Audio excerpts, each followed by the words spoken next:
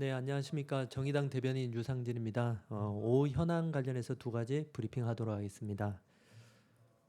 첫 번째, 대통령 공약 관련입니다.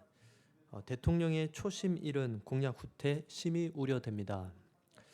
지난 대통령의 공약과 정면으로 배치되었던 시정연설, 대통령의 공약 후퇴가 심히 우려됩니다. 우선 대통령이 고교에서의 불공정을 말한다면서 정시 비중 상향을 말했습니다. 대통령의 핵심 공약인 고교 학점제와 정면으로 배치됩니다. 고교 학점제는 달달 외우는 수업, 획일적인 교육, 한 줄 세우기 시험에서 벗어나 미래에 적합한 학교로 바꾸겠다는 정책입니다. 학생이 특기 적성 흥미에 따라 수업을 듣는 맞춤형 교육을 통해 그 결과로 대학에 진학하는 것으로 오히려 정시를 더더욱 축소해야 가능한 정책입니다. 이번 정시 비중 상향 발언은 한 줄 세우기 수능을 그대로 답습하겠다는 것으로 미래 교육을 실현할 고교 학점제를 포기하고 과거 교육으로 회귀하겠다는 것입니다. 다음으로는 노동시간 단축입니다.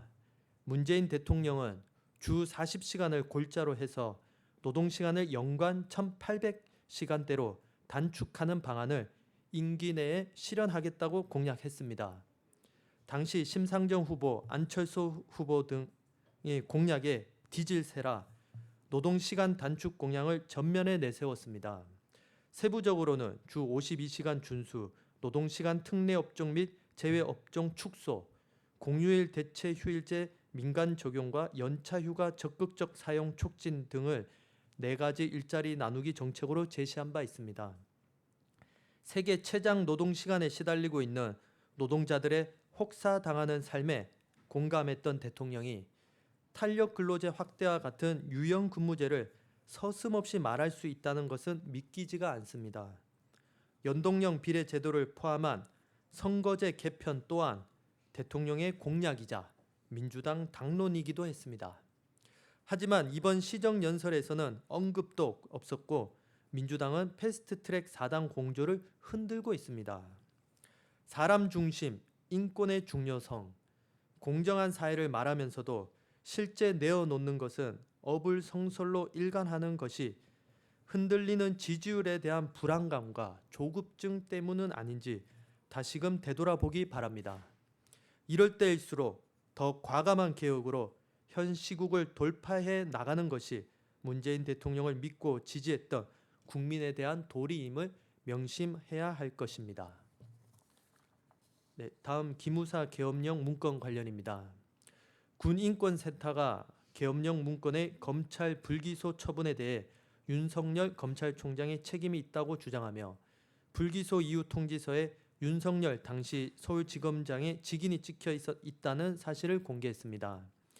당초 군인권센터가 불기소 처분에 대한 윤석열 총장의 책임을 주장하자 대검찰청은 윤 총장이 당시 군검 합동수사단의 지휘 보고 라인이 아니었기 때문에 관여하지 않았다는 해명을 내놓았지만 사안의 중대성으로 봤을 때 여전히 의구심을 가질 수밖에 없습니다. 통지서에 윤 당시 지검장의 직인과 함께 서울중앙지검의 사건 번호가 찍혀 있는 만큼 윤 총장이 이를 몰랐다는 사실은 성립되기 어렵습니다. 윤 총장의 분명한 해명이 있어야 할 것입니다. 기무사 계엄령 문건 수사의 핵심은 당시 정권과 군부의 핵심들이 얼마나 얽혀 있느냐를 파헤치는 것입니다.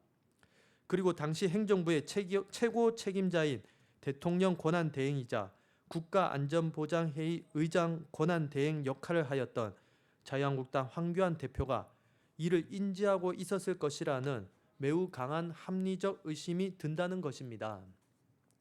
계엄령 문건에 대한 검찰의 수사가 미진했던 배경에 다른 이유는 없길 바랍니다. 만일 다른 이유가 없는 것이 분명하다면 조 전 기무사령관의 신병을 서둘러 확보하고 황교안 대표를 포함한 탄핵 정국 당시 정권 핵심 인사들이 계엄령 준비에 얼마나 연루돼 있었는지 조속히 수사하여 법의 심판대 위에 올려야 할 것입니다. 아울러 심각한 내란 음모에 해당할 기무사 계엄령 문건에 대해서 국회 또한 국정조사를 통해 철저히 밝혀내야 할 것입니다.